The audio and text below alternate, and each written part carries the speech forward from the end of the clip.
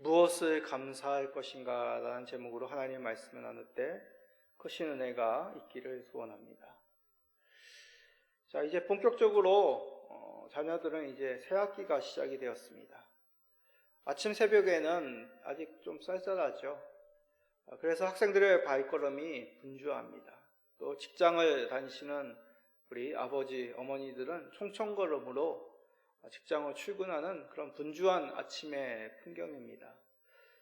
이들의 모습 속에서 봄날이 되어 이제 활기찬 그런 모습이 보입니다.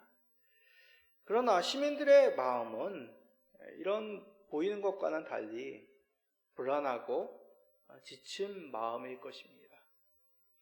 왜냐하면 불안한 시국이 계속되고 있기 때문이죠. 하루속히 이런 불안한 상황들이 해결되었으면 하는 바람일 것입니다. 이런 불안함이 계속되면 사람들의 마음이 점점 피폐해집니다. 웃음이 사라지고 경계심이 더욱 커지며 분노함이 마음 한구석에 더욱 굳건하게 자리 잡게 되죠. 이런 세상에서 우리 그리스도인들은 어떤 마음, 어떻게 살아가는 것이 옳은 것이겠습니까? 일반인들과 같이 경계심을 가지고 나와 다른 생각을 하는 사람들에게 적개심을 드러내는 것이 옳다고 생각하십니까? 아마도 이렇게 생각하시는 성도님들은 한 번도 안 계실 것입니다. 그러면 분노와 갈등이 가득한 이 세상에서 우리는 어떤 시선으로 세상을 바라보고 사람들을 대하며 우리의 삶을 살아가야 될까요? 이에 맞는 말씀이 바로 오늘 우리가 살펴볼 스바냐서입니다.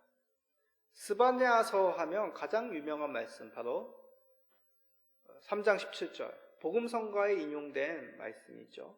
한번 스바냐 3장 17절을 읽어봅시다. 너희 하나님 여호와가 너희 가운데에 계시니 그는 구원을 베푸실 전능자이시라. 그가 너로 말미암아 기쁨을 이기지 못하시며 너를 잠잠히 사랑하시며 너로 말미암아 즐거이 부르며 기뻐하시리라 하리라. 아멘. 구원의 하나님께서 하나님의 백성들을 바라보시면서 기뻐하신다, 잠잠히 사랑하신다, 이런 말씀에 큰 위로와 은혜를 얻습니다. 이와는 달리 스바냐서는 대부분 심판의 메시지입니다. 다른 소선지서와 달리 스바냐 1장 1절은 이 스바냐서가 기록된 시대적인 배경 그리고 스바냐 선지자에 대해서 정보가 담겨져 있습니다. 다른 소선지서와 같이 남유다 말기에 기록된 말씀에도 불구하고 말이죠. 남유다 말기에 나라가 망하는 시기죠. 그런 시기에 어떻게 스바냐 선지자는 기뻐한다라고 고백하며 노래하고 있을까요? 너무 공감 능력이 떨어지는 것 아닐까요?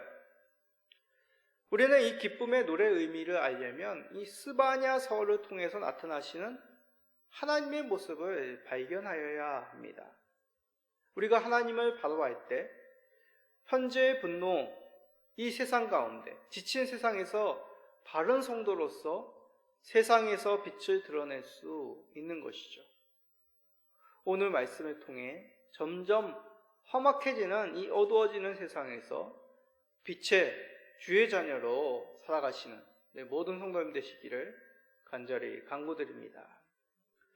자, 스바냐서에 대한 배경, 앞에서 말씀드렸듯이 1장 1절에 기록이 되었다고 하였습니다. 자, 1장 1절을 한번 읽어봅시다.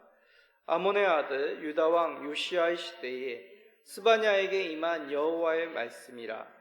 스바냐는 히스기야의 현손이요 아마랴의 증손이요 그다랴의 손자여 구시의 아들이었더라. 스바냐서는 남유다 왕 요시야 시대에 활동하였다라고 말합니다.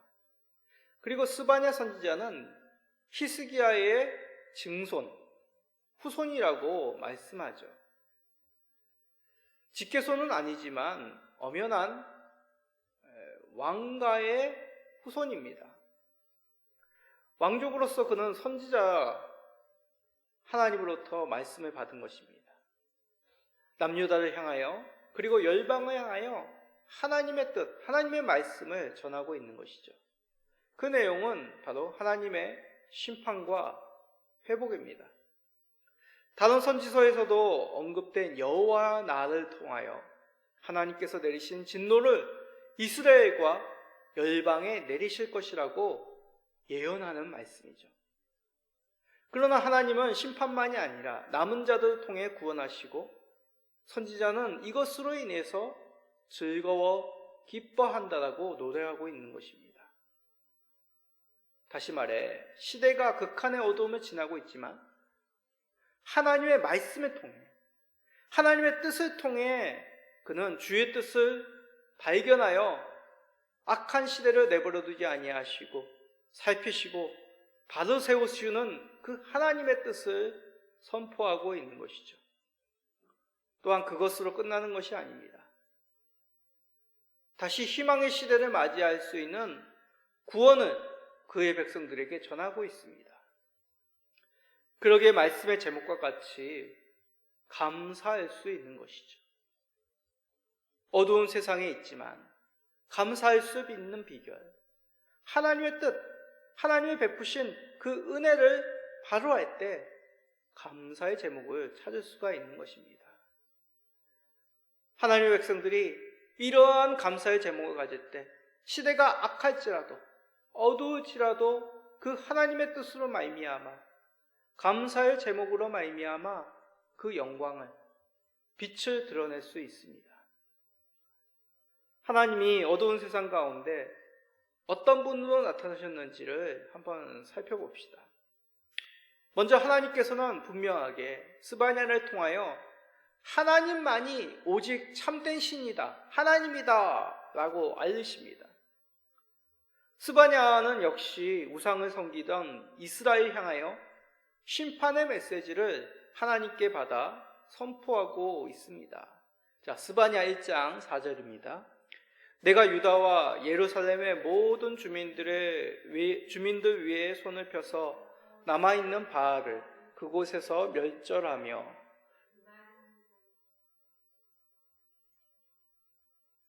그마림이란 이름과 및 그 제사장들을 아울러 멸절하며. 자, 요시야 왕이 등극하였을 때 그때는 이스라엘 어떤 모습이었냐면 요시야 왕의 할아버지죠. 므낫셋부터 극심해진 우상 숭배가 가득하던 때였습니다.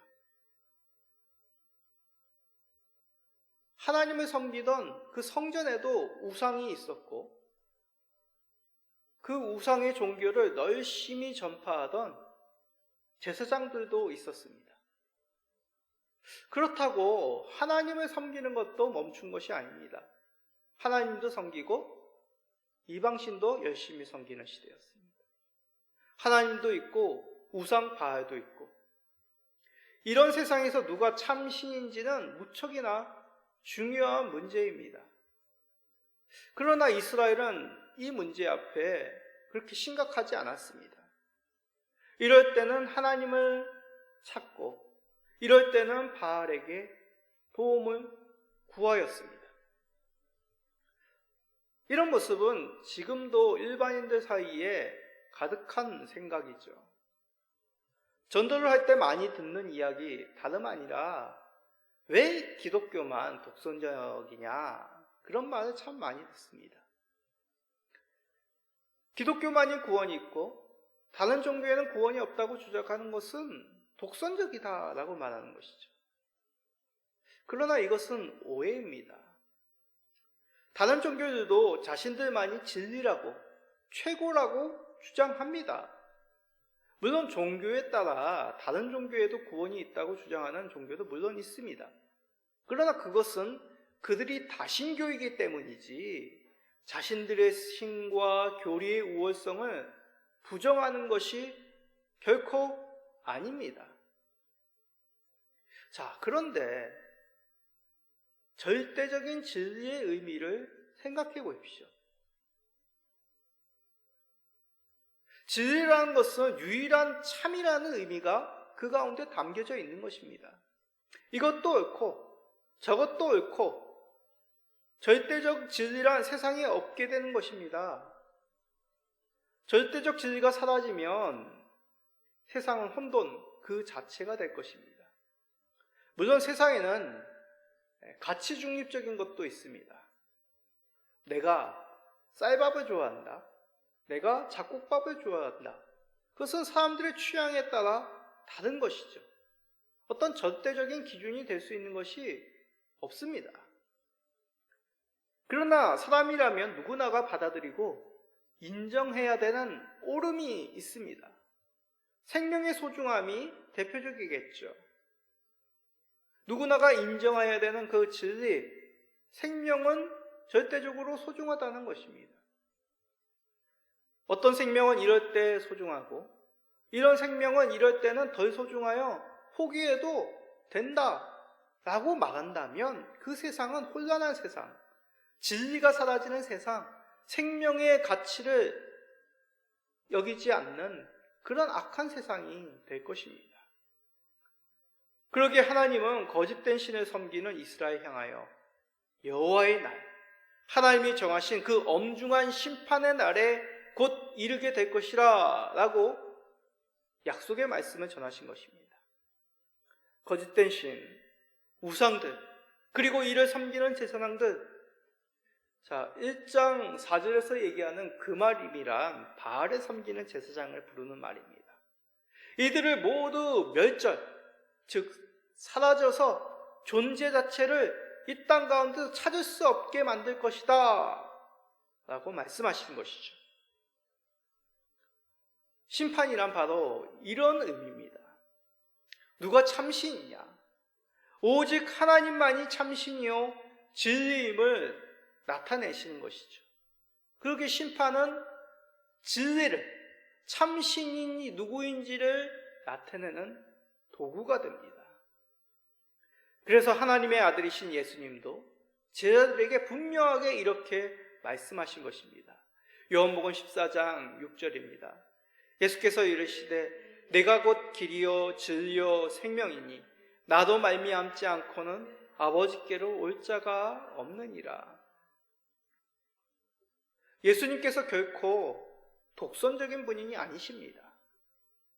진리의 말씀을 전할 수밖에 없는 참된 하나님의 아들이시라는 얘기죠. 그렇게 사실을 말할 수밖에 없으신 것입니다. 이 길도 옳은 길이고 저 길도 옳은 길이라 하지 않으셨습니다.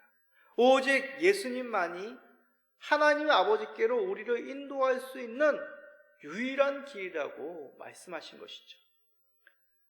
이것은 다른 종교를 무시하고 존중하지 말라는 뜻이 아닙니다. 다른 종교를 가진 사람의 결정을 존중하는 것과 참 진리가 있음을 전하는 것과는 다른 의미의 이야기입니다. 제 말에 오해하시지 않기 바랍니다. 우리 주변에 그리고 가족 중에도 나와 다른 생각을 하는 사람들이 있을 수 있습니다.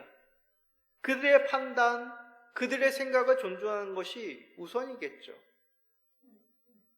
그러나 극히 잘못된 생각, 위험하게 생각하고 있다면 바른 생각을 가지도록 알리고 설득하고 바른 진리로 인도해야 되는 것이 또한 우리의 의무이기도 합니다. 그 시작은 우선 듣고 그들의 생각을 존중하는 자세입니다. 그럴싸하게 상대방에 대한 환심을 사라는 말이 결코 아닙니다. 그렇게 생각할 수밖에 없는, 그렇게 판단할 수밖에 없는 상대방의 마음을 헤아리고 그 사람의 처지에 다가가서 살피는 자세가 필요하다는 것이죠. 이는 상대방의 옳지 못한 생각을 인정하는 것과는 전혀 관계가 없는 자세입니다. 하나님은 이스라엘을 설득하시기 위해서 끊임없이 선지자를 보내셨고 역사 가운데 징계하심으로 그들을 바르게 인도하시려고 하셨습니다. 그러나 이스라엘은 완강히 거부하였죠. 교만하여 끈질기게 격길로 가였던 이스라엘입니다. 그런 이스라엘 향하여 하나님은 마지막 여호와의 날, 즉 이스라엘 심판의 날을 예고하고 계신 것이죠. 오직 하나님만이 참 신이심을 알리시고 계신 것입니다.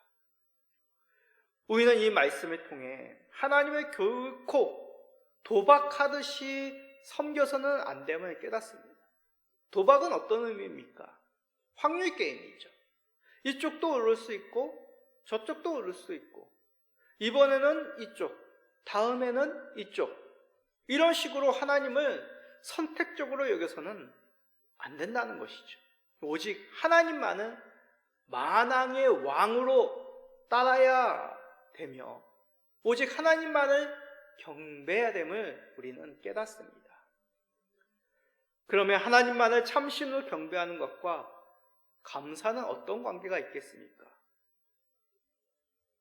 참신이신 하나님께서 우리를 백성으로 맞아주셨습니다. 거짓된 신, 아무런 능력이 없는 그런 허망한 신이 아니라 살아계신 하나님, 역사하시는 하나님, 지금도 우리를 다스리신 그 하나님께서 우리의 하나님이 되셨습니다. 그러기에 감사할 수밖에 없는 것이죠. 어두운 세상에서 거짓된 진리, 거짓된 가치관, 거짓된 신이 아니라 참신이요 참 진리인 하나님께서 우리의 하나님이 되심에 감사히 여기시는 우리 모든 성도님 되시기를 간절히 기도드립니다. 두 번째로 하나님의 절대적 공의로 인해서 우리는 감사할 수 있습니다. 의가 없는 세상을 상상해 보십시오. 어쩌면 지금의 시대가 그렇지 않을까 합니다. 지금은 나쁜 놈들의 전성시대가 되었습니다. 예전에는 악인하면 어두운 곳에서 숨어서 활동하고 발각되어 드러나면 부끄러워하며 고개를 숙이고 사람들에게 비난을 받았습니다. 그러나 지금은 오히려 사람들에게 환호를 받고 자신의 권세와 계략으로 더욱 세력을 크게 확장하고 있는 그런 시대가 되었습니다. 점점 더 이 세상은 의가 사라지고 있는 것이죠. 스바냐 선지자가 활동하였던 시기도 그러하였습니다. 오랫동안 이스라엘 가운데 그 거짓된 우상의 문화가 가득하였고 권력과 물질의 문화가 가득하였습니다. 이제 요시야 왕이 개혁을 시작하려고 하지만 쉽지가 않았습니다. 그러기에 하나님은 정결케 하시기 위해서 분연히 일어나십니다. 스바냐 1장 18절입니다. 그들의 은과 금이 여호와의 분노의 날에 능히 그들을 건지지 못할 것이며 이 온 땅이 여호와의 질투의 불에 삼켜지리니 이는 여호와가 이 땅 모든 주민을 멸절하되 놀랍게 멸절할 것임이라. 열렬히 사랑하고 의지했던 은과 금, 세상의 권세는 하나님의 분노를 견딜 수가 없습니다. 악으로 모으고 드러내며 자랑한 것은 하나님 앞에서 아무런 쓸모가 없게 되는 것이죠. 이것이 하나님이 세우시는 의입니다. 의란 절대적인 선함이요 거짓된 것을 드러내어 그들이 얼마나 허망한 것인지를 낱낱이 밝히시는 것입니다. 하나님만이 의가 되시기에, 하나님께서 의이시기에 거짓된 것을 따랐던 것을 부끄럽게 만드시는 것이죠. 하나님은 이스라엘의 그 악함이 얼마나 가득한지를 밝히시고 깨닫게 하시기 위하여 분연히 일어나 그들을 심판하시고 그들의 부끄러운 행위를 만천하에 드러나게 하신 것입니다. 이스라엘만이겠습니까? 열방도 동일합니다. 스바냐서 2장에는 열방에 대한 심판의 메시지가 담겨 있습니다. 블레셋, 모압, 암몬, 구스, 아수르, 그 당시 이스라엘 주변에 있던 민족에 대한 하나님의 심판의 메시지가 담겨 있습니다. 그들은 이스라엘을 침략하여 노략질하였고 백성들을 포로로 만들어 노예로 팔아버렸습니다. 이들의 잔혹함과 탐욕은 악함의 대명사였습니다. 아니 목사님, 그 당시 고대 시대에는 다 그랬죠. 안 그런 사람들이 어디 있습니까? 폭력의 시대가 그러하였다고 악함이 정당화될 수가 없습니다. 이들이 보인 모습은 필요 이상이었고 잔혹함과 탐욕이 바로 그 밑바탕에 있었던 것이죠. 의의 하나님이라면 이에 대해서 어떻게 하시는 것이 옳겠습니까? 교만함으로 하나님을 인정치 아니하며 하나님을 두려워하지 아니하고 그들의 뜻한 것이 옳은 것이냐, 사람들에게, 주변 민족들에게, 하나님의 백성들에게 잔혹하게 행하였던 이 악함을 심판하는 것이 의였습니다. 그래서 하나님은 열방에 의를 나타내시는 것이죠. 스바냐 2장 15절입니다. 이는 기쁜 성이라 염려 없이 거주하며 마음속에 이르기를 오직 나만 있고 나 외에는 다른 이가 없다 하더니 어찌 이와 같이 황폐하여 들짐승이 엎드릴 곳이 되었는고 지나가는 자마다 비웃으며 손을 흔들리로다. 열방은 자랑합니다. 누가 나를 해할 수 있을까? 교만함으로 하나님을 두려워하지 아니하고 자신의 욕구대로 자신의 힘을 드러내어 이웃들을, 하나님의 백성들을 괴롭히며 탈취하기에 급급하였습니다.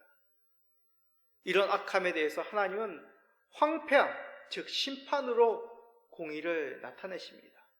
높은 교만을 내리시고 탐욕으로 자랑하였던 것을 흩으심으로 하나님의 의로우심을 보여주신 것이죠. 예수님의 사역도 마찬가지였습니다. 앞서 그 길을 예배한 세례 요한은 이렇게 선포하며 주 예수님을 맞을 준비를 하였습니다. 마태복음 3장 7절입니다. 요한이 많은 바리새인들과 사두개인들이 세례 베푸는 데로 오는 곳을 보고 이르되 독사의 자식들아, 누가 너희를 가르쳐 임박한 진노를 피하라 하더냐.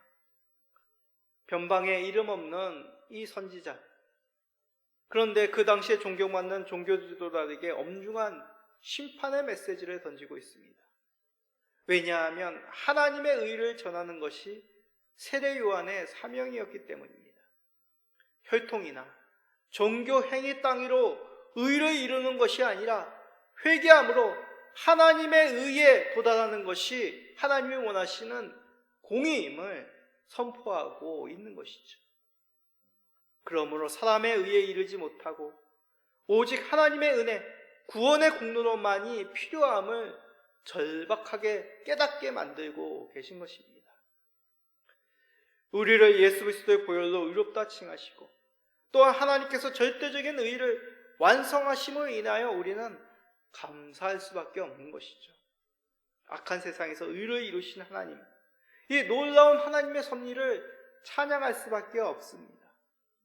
악을 심판하시고 의를 세우시는 살아계신 공의의 재판관이신 하나님을 인해 감사합시다. 하나님께서 반드시 악을 심판하여 의를 세우십니다.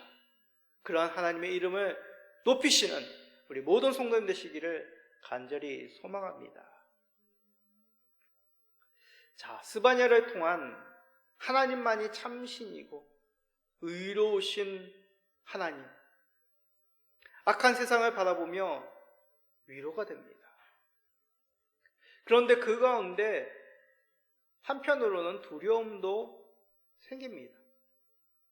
왜냐하면 우리는 그 가운데 들 수 있을까? 하나님의 의 가운데 하나님만이 참신임을 우리가 온전히 이 땅 가운데서 고백하며 살아갈 수 있을까? 어찌 보면 이런 세상과 별 다를 바가 없지 않으나 하나님 자녀답게 살려고 하지만 조금은 나아 보이기도 하지만 때로는 더 못한 모습도 있는데 하나님께서 나를 실망하고 어떻게 생각하실까라는 그런 염려 또한 없지 않습니다. 이에 대한 하나님의 말씀을 들어보십시오. 스바냐 3장 13절입니다. 내가 공고하고 가난한 백성을 내 가운데에 남겨두리니 그들이 여호와의 이름을 의탁하여 보호를 받을지라. 이는 단지 가난한 사람들의 편이 되어주신다라는 말씀이 아닙니다. 가난하여 공고한 백성은 다른 무엇인가를 의지할 수 없습니다. 이 세상에 자신의 편이 되어주는 것이 없기에 다른 무엇을 자랑하고 내세우며 그것에게 자신의 어려움을 하소연할 수 없습니다. 오로지 하나님만을 의지하죠. 여호와의 이름만을 의탁합니다. 이런 하나님만을 의지하는 자에게 하나님이 어떻게 하신다고 약속하십니까? 하나님이 너를 보호하리라. 그런 사람을 남겨두셨다고 말씀합니다. 결코 이는 남은 자들이 의롭거나 합당한 공로를 세워서가 아닙니다. 공고한 자들이 부한 자들보다 무엇인가 이 땅 가운데 선함을 많이 베풀어서가 결코 아닙니다. 하나님이 바로 구원을 베푸시는 전능자이시기 때문이죠. 전능자란 능치 못함이 없으신 분이란 뜻입니다. 하나님의 뜻하시고 품으시기로 작정하신, 용서하시기로 한 그 남은 자들, 그들을 긍휼히 여기시고 불러 모아 의로운 옷으로 입히시기로 작정하신 그 하나님의 기쁘신 인자하심으로 우리는 감히 하나님으로 말미암아 구원받음을 자랑할 수 있는 것이죠. 그러기에 은혜입니다. 은혜가 무엇입니까? 받을 만한, 누릴 만한 가치가 없으나 베푸는 자로 말미암아 풍성하게 그 이상으로 누릴 수 있는 것, 그것이 은혜이죠. 구원을 베푸시는 전능자이신 하나님으로 말미암아 우리가 감히 하나님의 백성으로, 하나님의 사랑을 받은 자들로 살아가게 되는 것입니다. 그러기에 오로지 영광을 그 하나님께 돌리며 구원받음을 감사할 수 있는 것이죠. 특히 어두워지는 세상입니다. 이 세상을 바라보며 더욱 그 구원의 하나님을 인하여 감사할 수 있는 것이죠. 왜냐하면 하나님이 역사 속에서 심판을 멈추시는 날이 점점 다가오고 있기 때문입니다. 그러한 때 우리 그리스도인들, 교회는 더욱 하나님을 신뢰하며 하나님께 소망과 확신 가운데 살아감을 보여줘야 됩니다. 우리의 말과 행실이 세상 가운데 우리가 그러한 모습을 드러낼 수 있는 것, 우리 자신이 먼저 하나님을 인하여 구원받음을, 하나님으로 말미암아 의가 이 땅 가운데 임함을, 하나님만이 참된 신이심을 고백하며 그 하나님만을 사랑하는 이 문화를 소유하고 있어야 됩니다. 성도 간에 더욱 하나님을 인하여 감사할 수 있음을 상기하시기 바랍니다.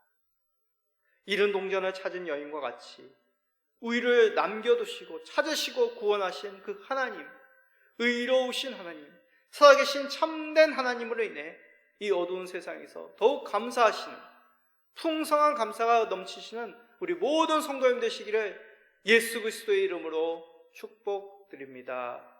아멘.